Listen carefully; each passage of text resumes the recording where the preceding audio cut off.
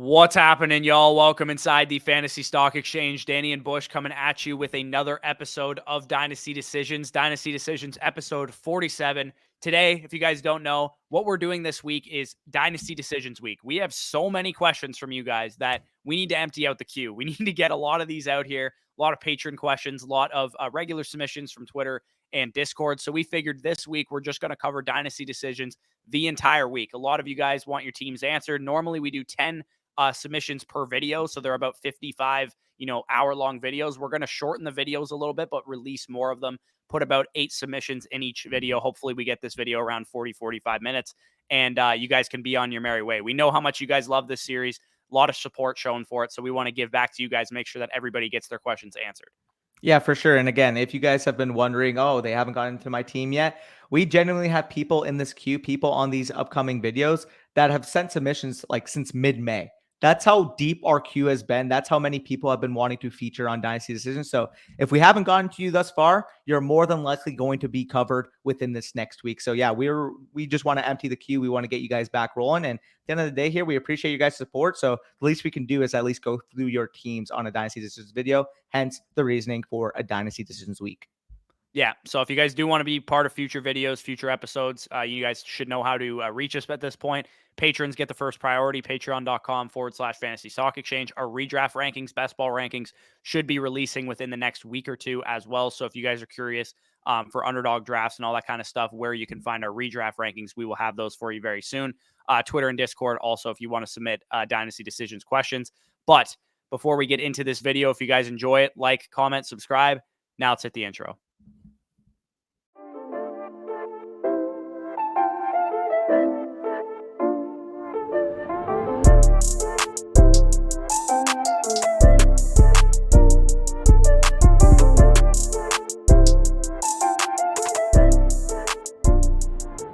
So as usual, we're going to start off with the patron questions. The first question comes from Jackson, a 10-team, 1-quarterback PPR league. It is IDP as well, but I decided just not include it, his IDP players, because we don't cover IDP. But his first question is that he needs to cut 3 players. This is his team here: Kyler, Lance, Wentz, Aaron Jones, David Montgomery, Zeke, A.J. Dillon, Jamar Chase, Deontay Johnson, Cortland Sutton, Elijah Moore, Jameson Williams, Jahan Dotson, David Bell, etc. Darren Waller, Pat Freiermuth, Rob Gronkowski, mainly at tight end. Does not have his first or his second in this draft class coming up, but he does have 2/3, 2 seconds in 2024, and then all of his other future picks. So his main question is he needs to cut 3 of these players. Remember, it is a 1-quarterback league, so Carson Wentz could be one of those guys that you consider on the chopping block. Who are the guys that you're kind of leaning towards? Yeah, in a 1-quarterback league, I don't mind letting go of Wentz there, especially if you have Kyler Murray and Trey Lance. You should be set at the quarterback position. You mentioned Chuba and Gerald Everett as That's the other who two. He said he's thinking of cutting. If you want to cut Chuba and Gerald Everett, I don't mind that at that point, given the fact that you do have 3 deep at tight end. I don't mind Gerald Everett as a keeper, but realistically, your team is very good. Your team is very well-rounded. So if you have to lose Gerald Everett, your 4th tight end, I don't oppose it if that's the guy you want to cut. Right. So his other main question is that he feels like he's in win now mode. Again, the quickest way you can determine if you're in win now mode is by looking at your running back position, which I would say you're definitely in win now mode by looking at a 3 stack of Aaron Jones, David Montgomery, and Ezekiel Elliott. And also he doesn't have his future picks in this draft class, but he's also not sure if his running backs are good enough to win now. So Aaron Jones, David Montgomery, Ezekiel Elliott, I would say given the framework of the rest of your team, you have a difference-making quarterback, a difference-making tight end, a very strong wide receiver core. Your running backs should suffice as a win now type of contender. But the one thing I would say about your running backs is see how they're valued on the open market, especially as a win now team.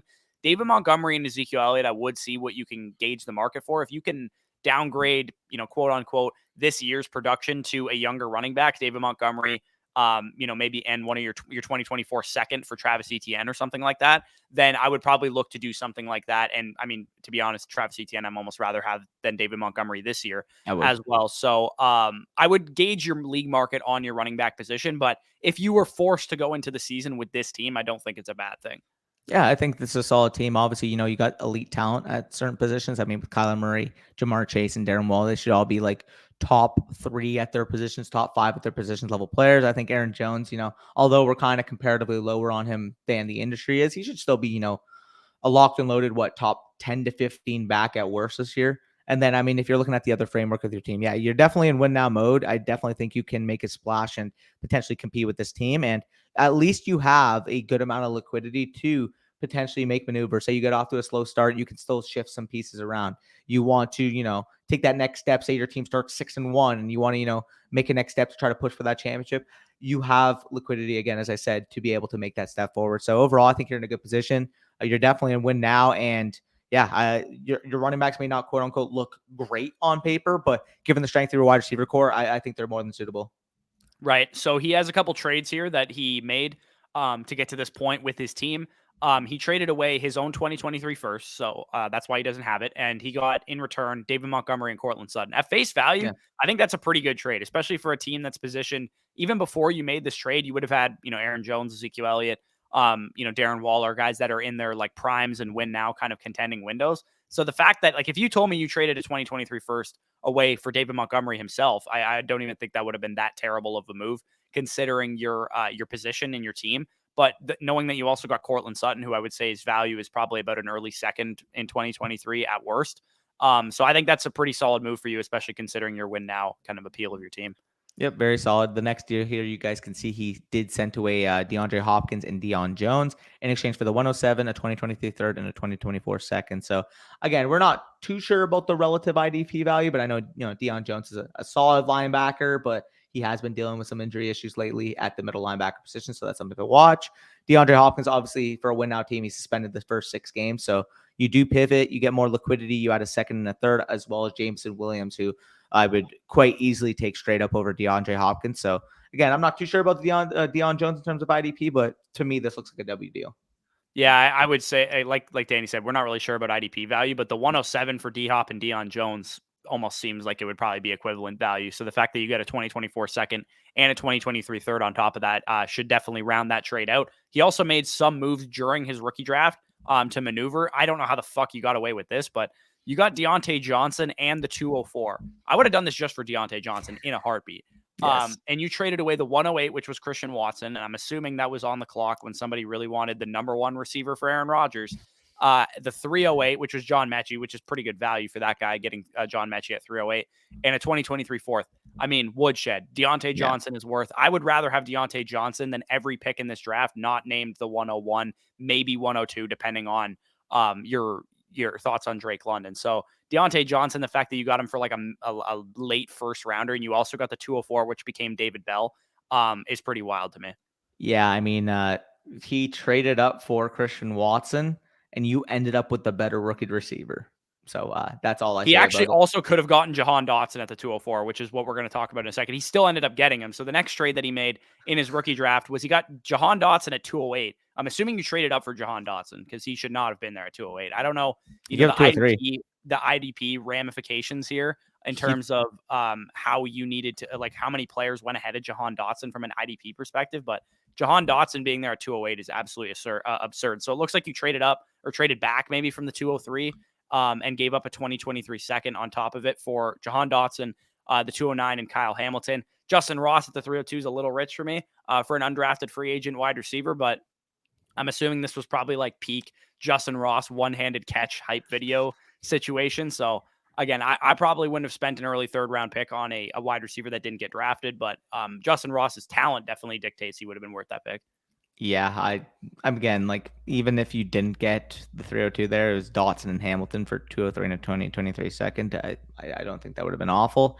I am not a huge fan of that Justin Ross pick. I think he's a talented player, but realistically, if the medical red flags weren't as large as they are, he would have been drafted within the first 2 rounds. So the fact that he did go undrafted, yes, he landed with KC, he landed with Patrick Mahomes, but he's a long shot to even make the roster at this point. Like if he's healthy, sure, I think he can make the roster and he can make an impact, but playing the odds, playing the percentages, an undrafted free agent, they face a long shot to even make the roster. The fact that he's going to actually contribute from a fantasy perspective for you, that's going to be tough.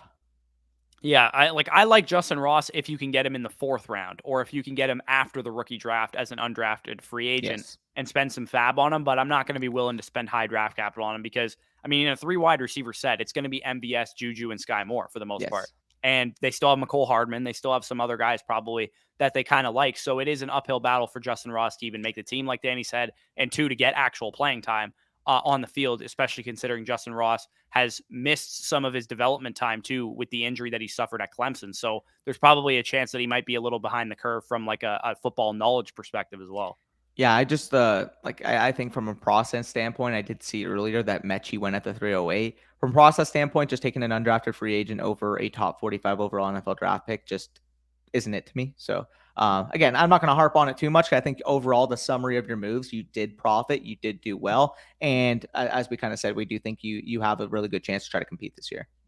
Yeah. So, final thoughts on the team. Obviously, Aaron Jones, David Montgomery, Ezekiel Elliott. Those are the type of the players that I would see what you can get. If you have to go into the season with those guys, then so be it. But if you can transition Ezekiel Elliott into a younger running back, you can transition Aaron Jones into a younger running back, David Montgomery into a younger running back. I think that would be a move that I'd be looking to do. So let's get on to the next team here. We have Scott Reese. It's just trades that he had for us that he wanted to know. 10-team league. Didn't specify Superflex or one quarterback. I don't think it matters based on these trades because there's no quarterbacks involved. But trade number one, he received DJ Moore in the 206 for Rashad Bateman, Miles Sanders in the 205. So 205 and 206, I mean, basically cancel each other out. Yeah. DJ Moore for Miles Sanders and Rashad Bateman, basically, is what the trade is. Yeah, that guy just wanted a little power move, I guess, going up from the 206 to the 205. He just kind of wanted to set the tone. But I mean, either way, though, the way I look at it, I am very bullish on Rashad Bateman. I think he's a great top 24 dynasty wide receiver, arguably top 20 dynasty wide receiver. But if you're telling me the collateral to move up from Rashad Bateman to a guy in DJ Moore who's a legitimate 27, 28+% target share type of wide receiver at 25 years old, I'm doing this in a heartbeat. Yes, could Rashad Bateman end up by this time this year being over DJ Moore? Sure, but having Miles Sanders as like the insurance in case that doesn't happen, like, yeah, just give me DJ Moore. I'm fine with parting with Miles Sanders to upgrade at that point, because when it's all said and done, if DJ Moore goes out next year and finally has that breakout year, given that his target share percentages and his touchdown share percentage would dictate, he could be a top 5, top 6 dynasty wide receiver by this time next year. Dude, if Matt Corral, and we didn't talk about this with DJ Moore in the dynasty wide receiver rankings, if Matt Corral is as good as Davis Mills was last year, DJ Moore is going to have a phenomenal season. And I don't know if Matt Corral is going to start a lot of games for the Carolina Panthers, but like, I'd imagine they're going to get fed up with Sam Darnold pretty quickly if he's the starting quarterback and they don't have Garoppolo or Baker Mayfield or something like that. So all he needs is like, just give him like a fucking 3,800 yard passing quarterback. Like, he doesn't even need like a high level quarterback. Just throw up 22 touchdowns and 3,800 passing yards, and DJ Moore can have a 1,300 yards, 7 touchdown season. Yep. No, I agree. Looking at this next deal, he was able to acquire the 102, which was Drake London, the 201, which he says here is going to be Sky Moore or Jahan Dotson, as well as the 301 in exchange for the 107, what he describes as being a very late first in a 10-team league. So probably, the 108 to 110 type of range, as well as the 306 here. So overall, when you're looking at this deal, what are your thoughts? Yeah, so I would probably say that like the 107, he said like Chris Olave type is probably what he's passing on. 102, obviously big difference between 102 and 107 this year, in our opinions. If you get Sky Moore at that 201, a late first versus Sky Moore in next year's draft class is relatively even value. Plus, you get the upgrade of the 3rd round pick, and you're also going up 5 picks in the 1st round. So I would say at face value, this is probably just like an even trade. I don't think you killed him. I don't think he killed you. Probably just an even trade overall. But I do think you're getting the most secure asset in this deal, which is Drake London. You can move on to the next team. That's going to be from Jonathan, another Patreon member, a 12-team Superflex team, PPR, with a half tight end premium. So I'll let you take it away with this team. Yeah, so he's got Derek Carr, Ryan Tannehill, Matt Corral, and then some fodder there. So a little weak at the QB3 position. Pollard, Algier, Drake, just absolute 0 RB. A.J. Brown, Tyler Lockett, Michael Thomas, Jahan Dotson, David Bell, Jalen Tolbert, Wan'Dale Robinson, Khalil Shakir, etc. And Kyle Pitts, obviously, a good way to have a rebuild in a tight end premium.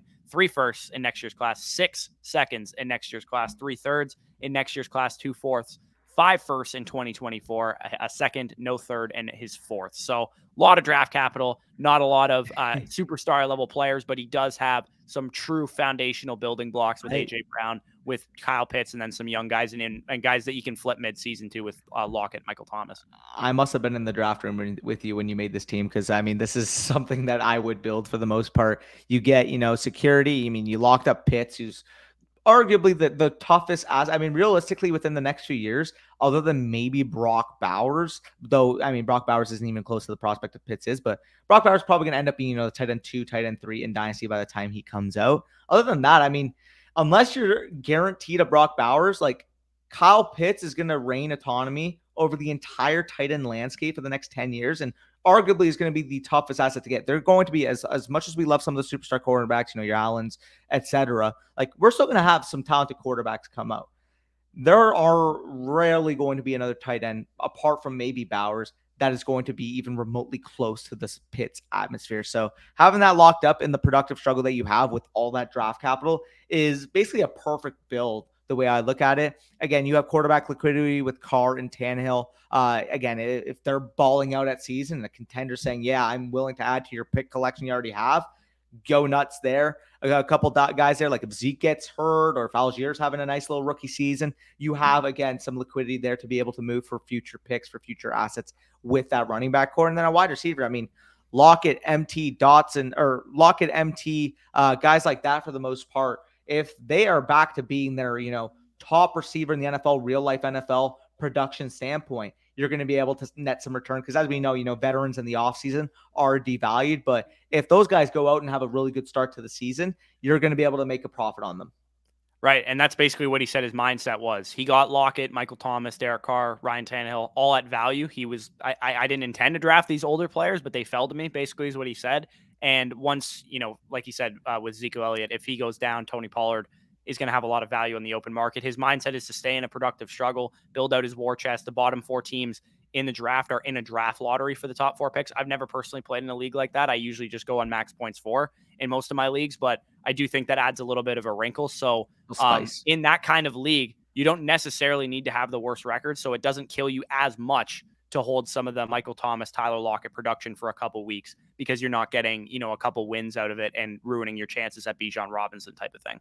Yeah, no, exactly. You kind of outlined exactly the advice I'd given. I didn't even read that blurb yet prior to giving my advice, but seems like, again, you know what's up here. You just kind of flip production when it happens, keep increasing that liquidity. And again, by 2024, 2025, like legitimately with the amount of draft capital you have, good luck for the rest of your league. You already have Pitts in place. Imagine you add, Bijan, Boutte, JSN next year. And then maybe in 2024, you're looking at guys like Travion Henderson, Xavier Worthy, Caleb Williams. Like you're in a very, very good spot here. Yeah, exactly. And I would mid-season when you're trying to trade Michael Thomas and Tyler Lockett away, I would probably just aim for 2024 picks. Just absolutely dominate that draft because you already have 5 picks in it and people know about the 2023 class too. So it should be a pretty easy way for you to continue stacking up value, continue stacking up picks to go along with the best dynasty productive struggle strategy is picks and pits. Literally, just get pits and get picks. That's basically what you need to do going forward. So if you guys made it to this point in the video, comment down below picks and pits. Gerbole, next team that we're going to talk about here, the final patron of the video, 12-team Superflex PPR tight end premium league. Jameis Winston, Patrick Mahomes. I don't know why I listed Jameis first. Mitch Trubisky, Joe Mixon, David Montgomery, Leonard Fournette, Kareem Hunt, main running backs, T. Higgins, Chris Godwin, Keenan Allen, Juju, Michael Gallup at wide receiver, and then Robert Tonyan, Austin Hooper, a lot of fodder at the tight end position. So he basically says, I got another entry for Dynasty Decisions. This was the startup draft I did just the other day. I really like it, and I think I have a chance to win it all. Obviously, my tight end position is seemingly weak. I actually have, he's like, I like Tonyan this year with Devontae gone, and my QB2, and I would say his QB3 could be better as well. He also says he has all of his draft capital for future years, so he doesn't have any additional picks, but he didn't trade anything away during the startup. He says, what trades would you guys recommend I should make, if any? Yeah, looking at this team, I mean, it's clear to me, you got the mainstay at quarterback. You clearly need a quarterback 3-2 type because, Winston could be, a 2-3 archetype. Maybe, you get a guy like Tannehill, Carr to really solidify that quarterback room. I'd say that would be a need. Running backs, I mean, you're ready to compete with that running back room. Mixon, Montgomery, Fournette, Hunt all have genuine upside this year. A wide receiver, you got your 3 starters with a couple nice depth pieces, but as you know, our thoughts on Juju Smith-Schuster, as I'm sure Corey will get into in a second. Well, we'll touch on that a little bit. And that tight end, yeah, you could be optimistic about Tonyan. I still think that's a weak room because if Tonyan doesn't do what you expect him to, you have absolutely nothing there, nothing. Yeah, I would say that I would float your second round pick out for some tight ends and see what you can get. See if you can get Dalton Schultz with it. See if you can get, somebody in that territory, Dallas Goedert. It's a tight end premium, so you might not be able to get guys like that. I'd also float the market right now on Rob Gronkowski because he has not made a decision on if he's retiring or if he's staying. So if you can get Gronkowski or Zach Ertz or something for a third round pick, that would really help your cases of winning this year as well. I would say your biggest weakness is QB2 because I consider Jameis Winston at QB3 in Dynasty right now. So, I mean, it's tough. I think, like Danny said, Tannehill, Derek Carr, Kirk Cousins is the type of territory I would be aiming for because I don't necessarily want to give up my 2023 first. And if I do, I would go trade your 2023 first away for Derek Carr in a second or, Kirk Cousins in a second or, one of those guys and a tight end if you can as well. But you've kind of the only problem I have with this startup draft is that you did pigeonhole yourself. I'm assuming you picked Joe Mixon pretty early in this draft. And also, if you were going for a win now contending strategy, Chris Godwin, while he's in his prime, is probably going to miss a couple games this year and be off to a bit of a slow start. Same so I with might Gallup. I might have went with somebody else in that territory that might be a little bit more healthy at the beginning of the season. Yeah, same with Gallup, and then with Calvin Ridley too. You're expected to miss the season again. If your plan was to, punt year one, I would have liked, the Ridley fit on this team, but you can't really afford to punt in year one given the structure of your running back room. Like, who knows? Like, if Mixon's relative value by this time next year, he's going, round 3, round 4 area right now for the most part in most drafts. If he has a down year this year, like, we're looking at a guy that could legitimately fall to round 5, round 6, like 4 net type of area because he'll be a 26, 27-year-old running back. So I do think you did sacrifice a decent amount of value in your draft, unfortunately. But again, you still have the framework to be able to compete. It's just, your tight end 1 is going to be a mess unless Tunyon takes the step that you mentioned. And quarterback 2, like, I like Jameis as a 2-3 type, but realistically, I want, as Corey kind of said, like a Derek Carr, Kirk Cousins. Maybe you can go after, who knows? Maybe you can go after, Tom Brady and Rob Gronkowski and get that stack because that would be the type of move that you would have to do with the structure of this team. Yeah, I actually didn't even think of that. That would be a really good idea if you grab Tom Brady as your quarterback too, because him and Mahomes obviously are going to be huge difference makers for you this year. So overall, in terms of startup strategy, I would say going forward, I would try and maintain a little bit better flexibility because you probably had to make the Joe Mixon pick in round 3 or something to get him. I probably would have bypassed that territory of running backs and then, made your decision by rounds 4 and 5, whether or not you're going to compete. I would just much rather have Saquon in round 5 than Joe Mixon in round 3. And then that way you would have added, presumably like a Metcalf or something to this team instead of Mixon. Yep. No, I agree. So overall, we can move on to the non-patrons, and we'll start off with Drewski, a 10-team Superflex tight end premium. And again, I'll let you take it away with these teams.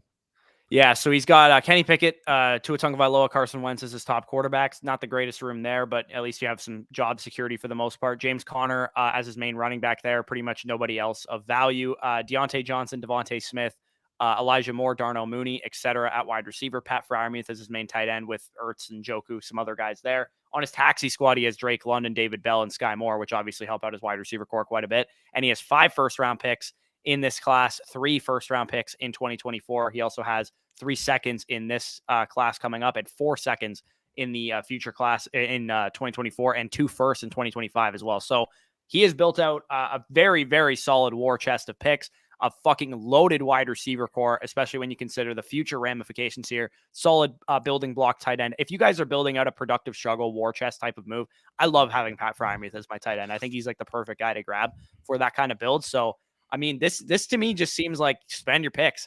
Once you get them, I mean, the quarterback position, I would try and see if you can try and secure a stud, maybe using if you can flip Tua and a 2023 first and 2 seconds for, I don't know, Kyler Murray. I mean, maybe you can't do something like that. Maybe you can only get Trey Lance for using Tua as part of the trade. I would probably try and secure a foundational quarterback if possible. Yeah, I mean, package Tua, Pickett in the 2023 first. Maybe you can get somebody to bite on giving you a guy like Trey Lance. Maybe it doesn't even cost that much. Maybe your league is high on Tua Tagovailoa and Trey Lance. They're scared that Jimmy G's going to start. I don't know. Maybe there's uncertainty. Yeah, if you can get Trey Lance for 2 and a first or something like that's an easy move to make. Heartbeat, smash type of move.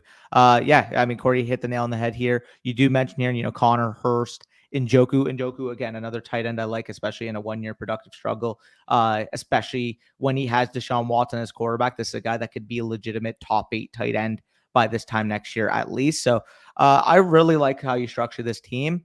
Just keep it going. I mean, if James Conner, first 5 weeks of next year is the RB7 and a contender is willing to give you, maybe they're scared about giving you their 2023 first, go after the 2024. I mean, you clearly already added a 2025 first. Maybe you can get, a 2024 one and a 2025 one for James Conner and a 2023 two.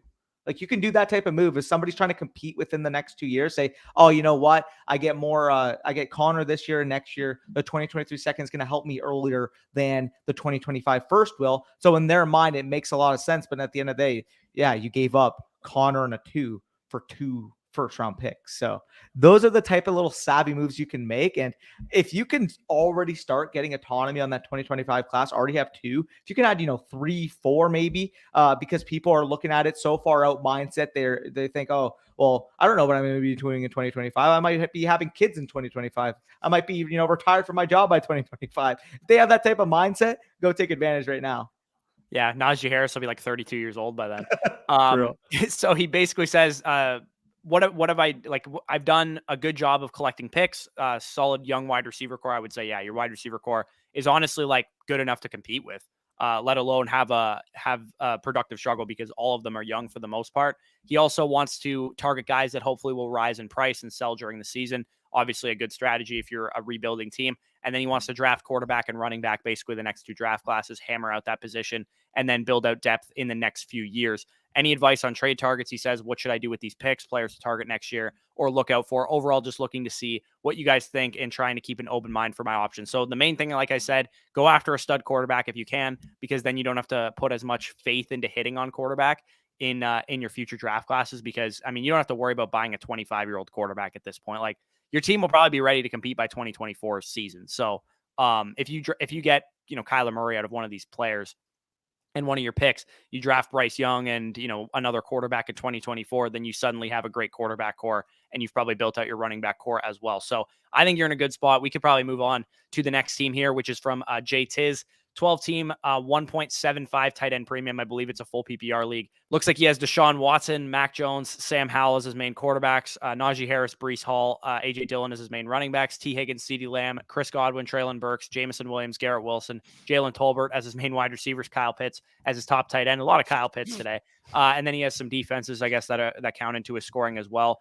He lists his picks here as like 101, 104, 110. I'm assuming he already spent all these. 101 being Breece, 104 was probably Burks, 105 was probably Wilson, 110 was probably Jameson Williams, 205 was probably Jalen Tolbert, and then 405 probably like Ty Chandler or something like that. So 2023 first, he has, holy shit, look, how does he have 7 of them? Yeah, so he's got 7 ones going forward. So, I mean, this team is like just the definition of house money. I know what Danny's going to say. He's like, Najee Harris has basically already got a retirement fund going, get him off your team. I think this is a team that can be competitive in 2023. I don't have any conviction to sell Najee Harris with this team. Dude, honestly, the only thing I'll say is maybe shift Najee to Swift. Or Javonte. Yeah, if you can get one of the other young running backs, Javonte or Swift, then I'm cool with that. But I would probably be just because once you spend those 2023 picks, like you're probably going to have Bijan with one of those. And you're probably also going to get like Gibbs or Tucker with one of the other. You'll probably add another quarterback or 2 maybe. At the wide receiver position, you fill out an even already loaded wide receiver core with more. You should be ready to compete with this team as soon as the 2023 season. So this year, house money, maybe try and shift away from some production to tank your own pick. But for the most part, you have so many picks that you're probably going to have whatever the 101 ends up being anyway. The other thing I'll say right now, again, like I love the liquidity too. The only thing I'll mention is when Mac Jones's value right now is so hot because people are looking at his long-term projectability, you package Mac Jones in a 2023 one and you go to see if you can get a difference maker at quarterback long-term to pair with Watson. That is the only maybe potential transition. Aside from that, like, yeah, enjoy your house money here because next year and on, good luck to your league mates. Yeah, exactly. I think the best thing you can do probably if you're looking to make a trade is probably go after another elite quarterback because, I mean, the quarterback class next year is probably better than it was this year, but I mean, that's not saying much. Kenny Pickett was the only first-round quarterback, and Kenny Pickett fucking stinks. So the fact that you could get like Mac Jones in a 2023 first, maybe you throw in like another pick or something like that, a second or something, and you go get a true difference maker like Trey Lance or, somebody in that territory, maybe Dak Prescott, then you could easily transition to this team to a win now contender once you spend those 2023 firsts on a quarterback 3 in that class, maybe a couple running backs, maybe a couple wide receivers, and then you're just ready to go and you already have 2 difference making quarterbacks and you're not relying on a rookie or Mac Jones. Hypothetical. What about like Mac Godwin in a 2023 one for Kyler Murray or Lamar Jackson? Yeah, like I would definitely be looking to secure a second stud quarterback with this team structure. You don't have to worry about depth for the most part. If you drafted no wide receivers in 2023, you'd probably be fine with this wide receiver core. Your only real difference that you would need to make up would be like one more good running back, one more good quarterback, and then the rest of those picks are just like house money and depth. So the last thing we'll say, and then we'll move on to the next team here, is that he drafted his team really young this offseason, been trading away for 2023 picks. I'd say you've done a pretty good job of that. What kind of moves should I make from here? He just traded Elijah Moore for a 2023 first because he took Garrett Wilson in the rookie draft. Again, probably not the greatest idea. I'm fine holding both of those wide receivers, but if that's an early to mid first, I think that's fine value for Elijah Moore. And he also has Breece Hall too. So he was like, I don't want 3 Jets on my team. Fair enough, I suppose. And then he got Jameson Williams as well. So for the most part, again, you look like you know what you're doing at this point. We can move on to the next team, which is from Stoney's Tavern here, Super Flex League. Didn't tell me if it's like PPR or tight end premium or whatever, but I know it's a Super Flex League. It is IDP as well, but we're going to just kind of ignore those positions.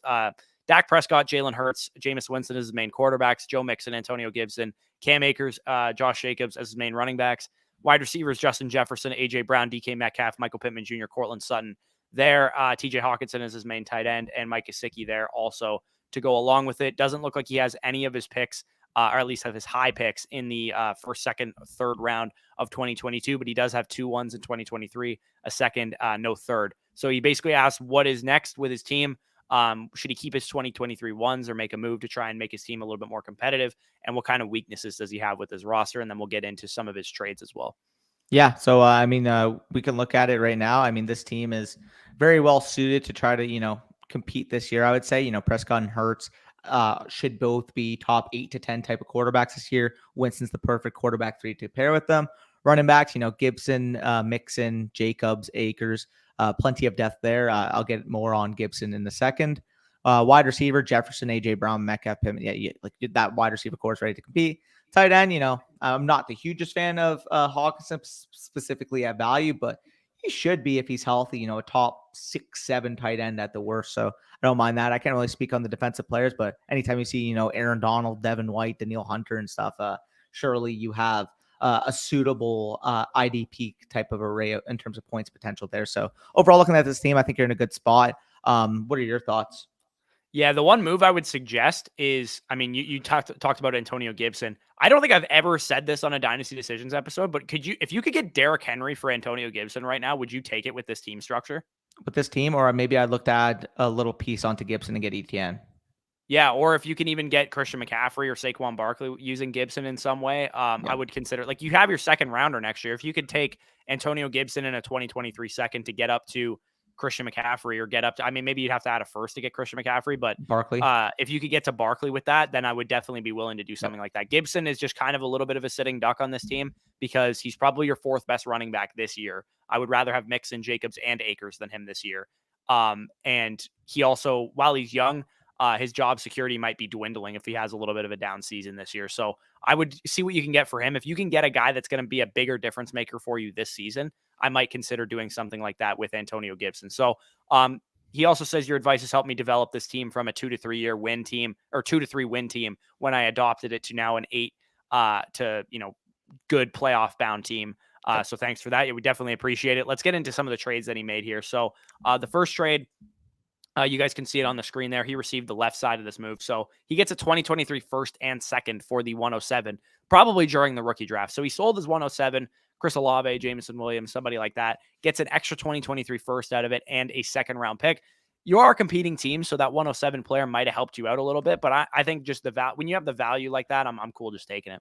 Yeah, that 107 player might have helped you out a bit, but the player that you can buy maybe in season if you need to for the 2023 1 and 2 is going to be much better. So yeah, exactly. You might be able to buy low on, not even buy low. You might even just be able to buy on Christian McCaffrey if he's having a breakout season and the guy's trying to tank. And he might just be like, I'll sell Christian McCaffrey for a singular 2023 first right now. Yeah. Or maybe, you have to attach like a small piece. Like if you don't get rid of Gibson by that point, or maybe, you Even if Use you the have to 2 that you got in the trade. If you give a 1 yeah. and 2 for Christian McCaffrey midseason, or you give a 1 and 2 for Stephon Diggs or something like that, who's having like a wide receiver 1 and it's not even close type of season. Yeah, no, I agree. That would be a good move. Next move here we can move on to because we both think that you smashed that first move. Next move, we're not even huge TJ Hawkinson fans, but quite simply, a 2023 2 and 2 third-round picks. Like if you need a tight end that's going to be able to produce, I'm fine with paying that for TJ Hawkinson easily. Yeah, he didn't say whether it was a tight end premium or not, but if it is, that even makes Hawkinson an Yep. even easier smash there. He also, so it looks like he made a move to kind of put himself into win now mode. He traded away his 105 and a 2023 second. I guess he just swapped 2023 seconds. I'm assuming one's going to be earlier than the other. But he got Joe Mixon out of it. And I mean, I'm not a big fan of just like buying Joe Mixon in general in Dynasty because I think he's For this probably at price, a value. But for this price, this is probably solid for a contending team. 105 versus Joe Mixon. Would I rather have Kenneth Walker or Joe Mixon? Probably Joe Mixon if I'm competing.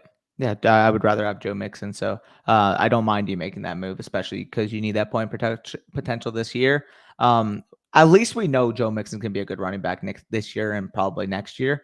I think Kenneth Walker is going to be, but maybe his ceiling is RB11 because of the pass catching limitation. So I don't mind making this move. It's going to be weird seeing FSE saying they're fine with a Joe Mixon acquisition, but if you're going to pay this type of price, I'm fine with it. Yeah, for sure. So, I think Stoney's in a pretty good spot. Like I Yep. said, see what you can do with Gibson. If you can get a difference making win now running back with Gibson, or maybe a difference making win now, other position, tight end or wide receiver or something like that.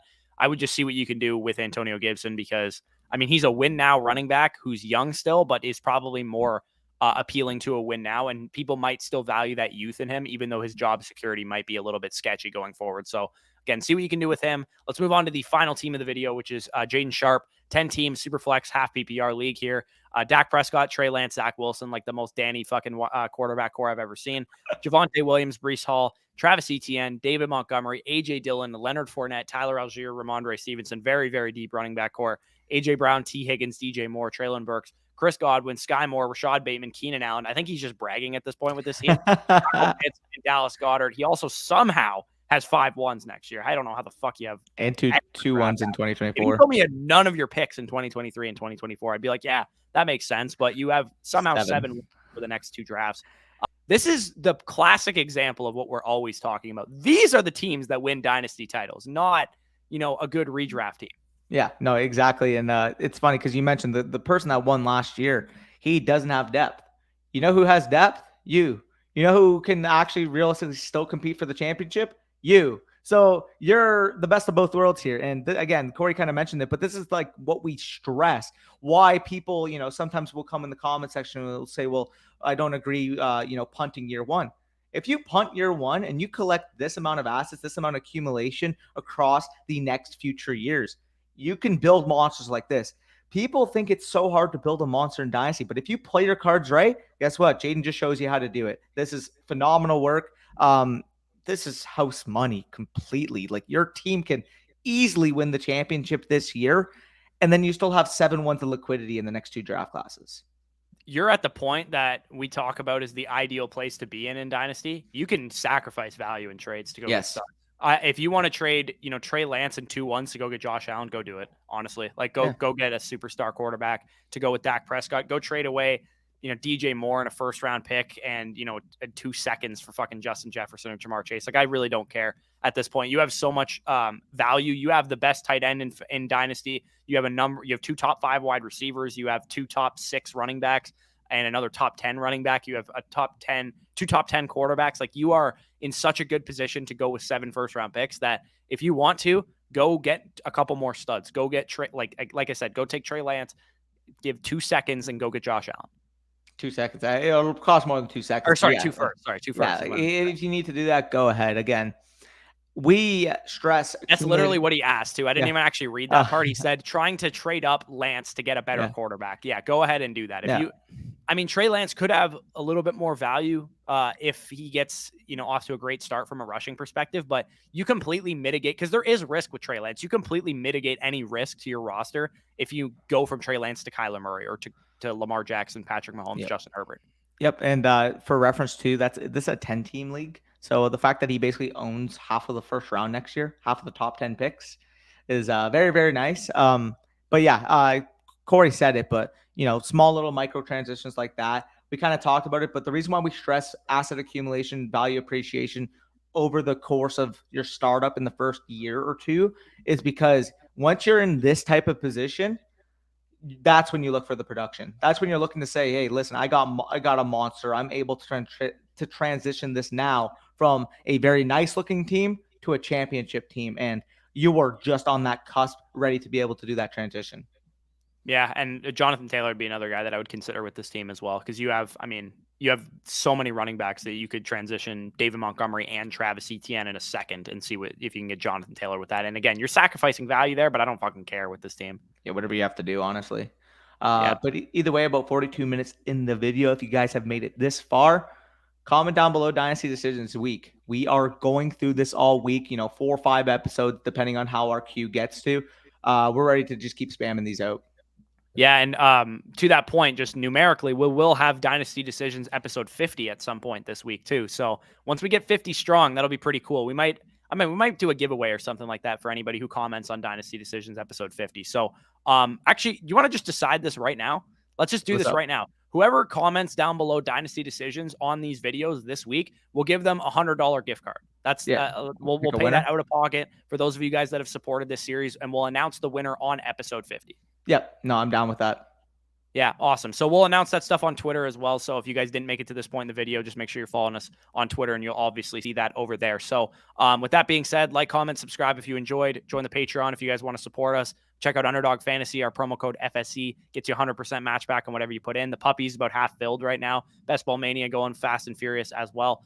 So make sure you guys check out that stuff. You'll also get, as a free gift, our Dynasty Rankings Manifesto for free for using our promo code. But with that being said, peace out. We'll talk to you soon.